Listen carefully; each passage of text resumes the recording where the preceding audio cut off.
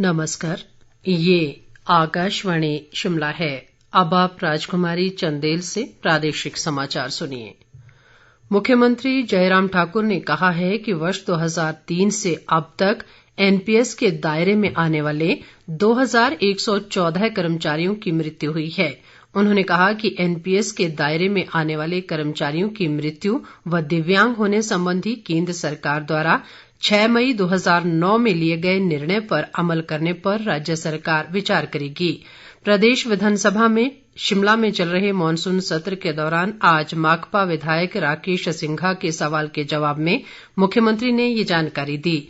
मुख्यमंत्री ने कहा कि अब तक लोक निर्माण विभाग में सबसे अधिक 590 कर्मचारियों की मृत्यु हुई है।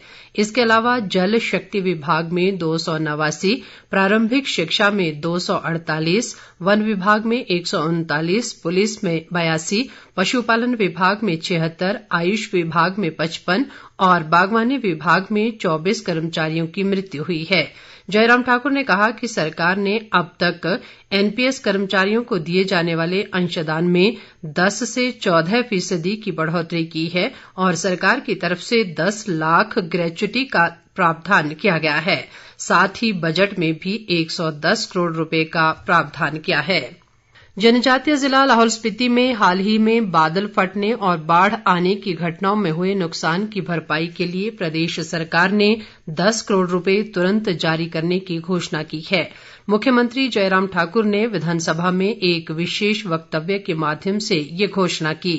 मुख्यमंत्री ने सड़कें बंद होने के कारण किसानों की नकदी फसलों को मंडियों तक पहुंचाने के लिए आ रही दिक्कतों के चलते परिवहन अनुदान की भी घोषणा की। इसके अनुसार उदयपुर तिंदी से सिसु तक प्रति पिकअप 2500 से 3000 रुपए परिवहन अनुदान दिया जाएगा, जो घाटी में सड़क सुविधा सुचारू होने तक जारी रहेगा।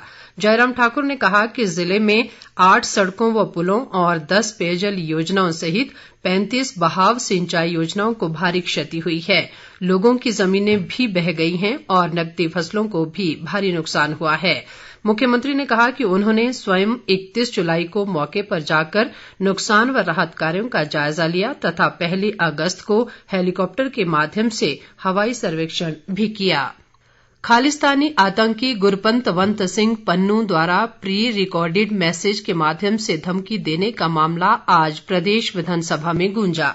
मुख्यमंत्री जयराम ठाकुर ने इस मुद्दे पर सदन में विशेष वक्तव्य के माध्यम से राज्य के मंत्रियों, नेता प्रतिपक्ष, सांसदों और विधायकों की सुरक्षा की नए सिरे से समीक्षा करने और उन्हें मौजूदा हालात के अनुसार सुरक्षा प्रदान करने का ऐलान किया।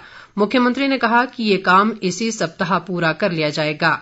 उन्होंने प्रदेशवासियों से 15 अगस्त को अपने अपने घरों पर तिरंगा फहराने की भी अपील की। मुख्यमंत्री ने फोन पर आ रही पन्नू की धमकियों के बाद प्रदेशवासियों और विपक्ष द्वारा एकजुटता दिखाए जाने के लिए उनका आभार जताया।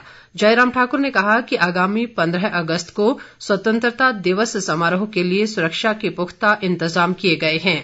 नेता प्रतिपक्ष मुकेश अग्निहोत्री ने कहा कि 15 अगस्त को प्रदेश के मंत्री जहां जहां झंडा फहराएंगे, कांग्रेस विधायक और नेता इन समारोहों में हिस्सा लेंगे।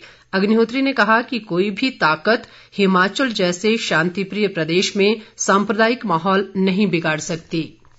प्रदेश विधानसभा में आज पूर्व सांसद रामस्वरूप शर्मा की मौत के मामले की सीबीआई जांच करवाने का मामला गूंजा। सदन में विपक्षी कांग्रेस ने ये मामला उठाया, लेकिन विधानसभा अध्यक्ष विपिन परमार ने नियमों का हवाला देते हुए इस संबंध में लाए गए स्थगन प्रस्ताव को खारिज कर दिया। इससे नाराज विपक्षी सदस्यों ने सदन में नारेबाजी की और वेल में आ गए। इसके बाद विपक्षी सदस्यों ने सदन से वॉकआउट कर दिया। इससे पहले कांग्रेस के जगत सिंह नेगी ने विधानसभा की कार्यवाही शुरू होते ही सदन में पूर्व सांसद रामस्वरूप शर्मा की मौत का मामला उठाना चाहा, लेकिन अध्यक्ष ने इसकी इजाजत नहीं दी और कहा कि अभी प्रश्नकाल है और आसन उन्हें इस मामले को उठाने की इजाजत नहीं देता। इस बीच विपक्षी सदस्यों ने सदन में पूर्व सांसद के जांच को लेकर उठाए गए सवालों पर दिए गए बयान की कुछ प्रतियां भी लहराई और कहा कि उन्हें सदन में अपनी बात रखने दी जाए। इस बीच संसदीय कार्य मंत्री सुरेश भारद्वाज ने कहा कि सदस्य नियमों के खिलाफ कार्य कर रहे हैं। इसके साथ ही ये समाचार बुलेटिन समाप्त हुआ। नमस्कार।